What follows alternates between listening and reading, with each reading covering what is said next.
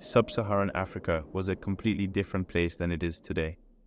The land was less populated and less explored by even its indigenous population, with various places being little to wholly not populated.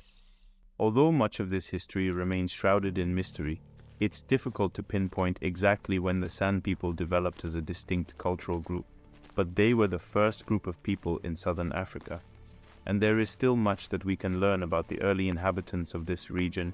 For at least 20,000 years, the San people emerged as the first distinct cultural group in southern Africa.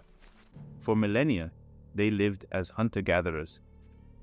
The San developed a social structure that revolved around their traditional hunter-gatherer lifestyle. As you would expect from hunter-gatherers, men were primarily responsible for hunting, while women gathered bulbs, berries, and other plants. These small family groups traveled great distances in search of food and resources, making them some of the most well-traveled people in history. The San people had a rich culture that was deeply intertwined with their natural surroundings. They believed in a complex spiritual world that was linked to the natural world around them, with a particular affinity for the praying mantis, which they regarded as a symbol of wealth and good fortune.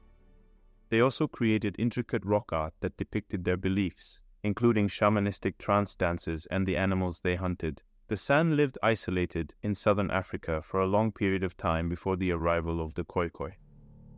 The Khoikhoi were a pastoralist group that migrated to southern Africa around 2,000 years ago, and they were closely related to the San people. Unlike the San, however, the Khoikhoi were nomadic farmers who moved around the countryside with herds of domesticated sheep. Later, they also started to cultivate crops and kept cattle and goats in their menageries. However, they still hunted wild game and preferred to keep their livestock for ceremonial purposes. The Khoikhoi began spreading out into the eastern, southern, and modern Western Cape, establishing themselves as a number of distinct tribes, each with their own territories and dialects.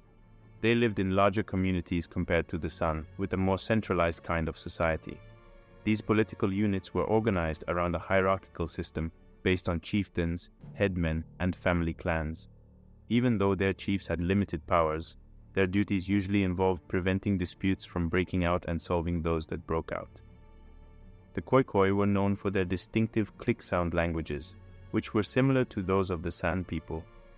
They also had a unique culture that revolved around music, dancing, and rituals. They got really excited and danced at the appearance of the new and full moon. Like the San, they also respected the praying mantis and regarded it as a symbol of good fortune.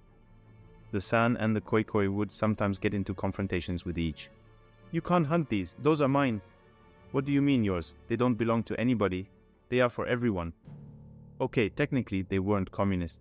However, the San didn't have the concept of ownership and believed everything around was for the use of everyone whenever they needed it.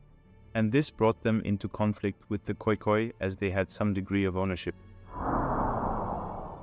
Deep in the thick equatorial forest, just in western Central Africa, was another group of people that had lived there for as long as the San people in the south was the Pygmies.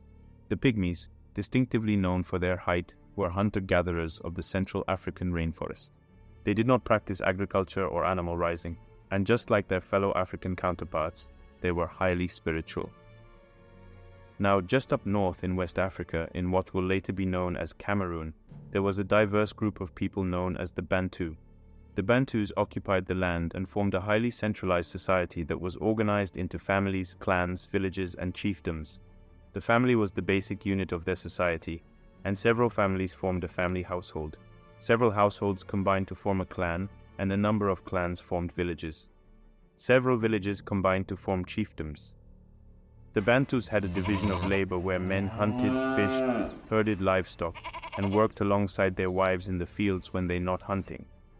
The women generally worked in the farming fields and looked after children and managed home and village matters. Ordinary people lived in huts that were arranged in a circular form, and in the middle was the kraal to protect the animals. Their diet included pulp, meat, wild fruits, roots and vegetables, fish and beer made from millet and sorghum. The Bantus celebrated important moments in life or rites of passage such as birth, puberty, and marriages. These moments were a big deal for them. Cattle were considered to be a symbol of wealth and were used during religious ceremonies and for bride prices. The Bantus were highly spiritual, as they believed in a supreme being who created all things and was addressed by different names. They also believed in a whole range of spirits for different occasions, such as ancestral spirits and rainmaking spirits. These spirits were prayed to through prophets and priests. Sacrifices of animals, beer, and other foods were made under trees, hills, or in rivers. As they were agriculturalists and pastoralists, the Bantu grew crops like beans, sorghum, and millet. They also kept both big and small animals, such as goats and cattle. Besides these, the Bantus were also fishermen, hunters, food gatherers, and ironsmiths who smelted copper and iron. Women were also pottery makers of channel-decorated pots.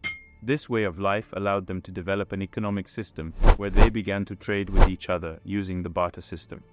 It is important to understand that the Bantus were not a single group of people, but rather a very diverse group of people with distinct cultures that, however, were similar and did not have a single language, but their languages were relatively related. With that in mind politically, Bantu societies were organized in some form of hierarchy. The clan was controlled by the eldest male member, and clans formed villages that were controlled by a village headman. Villages formed tribes, which were herded by a king or chief.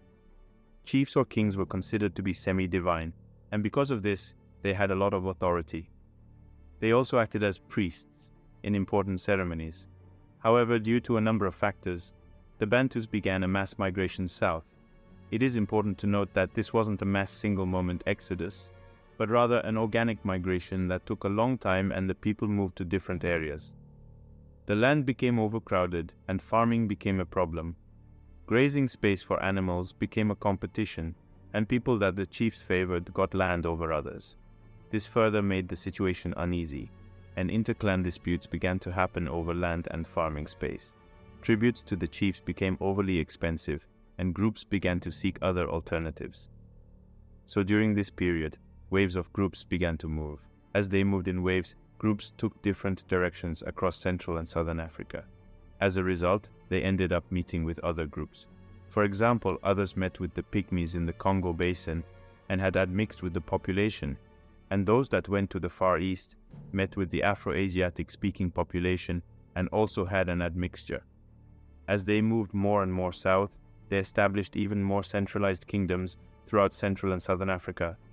Kingdoms such as the Congo, Luba, and Ngoni, which we will look into in future videos, all the way as they reached modern-day South Africa and settled in, up until the arrival of Europeans, both in South and Central Africa. So join me next time as we delve into more pages of African history. Thank you for watching, leave a comment below, and don't forget to subscribe to Simple African History. See you guys in the next video.